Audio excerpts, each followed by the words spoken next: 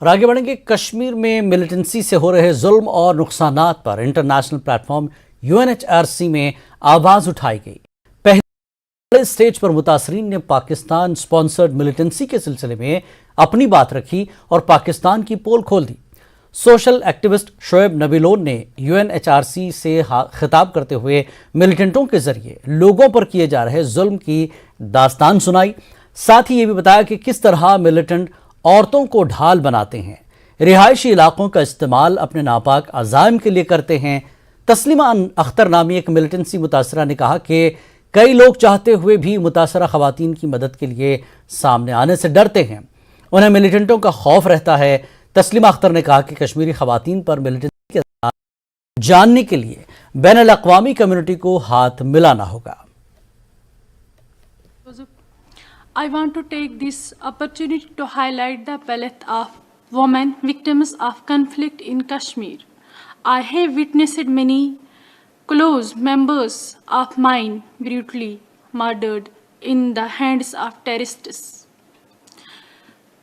who claimed to have been fighting our war while killing our own at the same time. Ever since I continue to face challenges that reflect structures as well as general cultural of silence towards women victims. In the broader social and political sphere, we remain not only unacknowledged but also victimized for being women.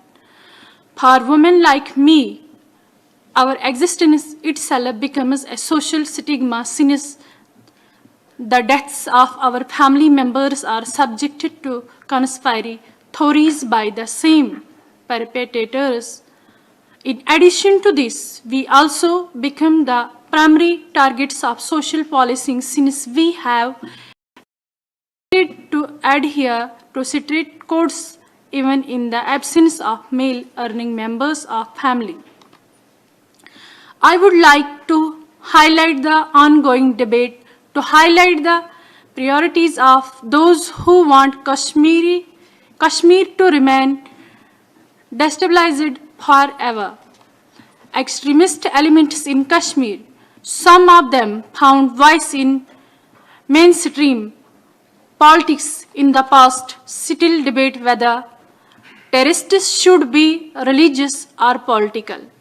These views directly impinge on women since the injustice meted out to them are justified or as religious punishments. As silent and passive spectators of violence, they still await justice. Even those who wish to support us cannot come forward due to fear of being attacked and ashamed. Are known, silence is imposed on the victim families, especially when it comes to women.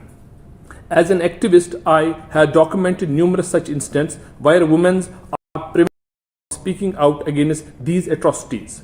It is well known how militants continue to use residential places during search operations against the wishes of locals.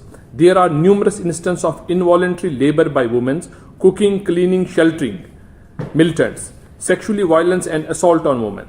Over the last few years, we worked on grassroots level to bring together voices of the victim families and women on the common platform to amplify their voices as well as the community-led effort for rehabilitation.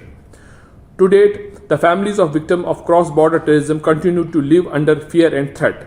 I have a strong faith in the international role to address these challenges and an increase in coverage of these incidents with a specific focus on women and reporting about perpetrators who gradually created an environment that would keep such activities in check.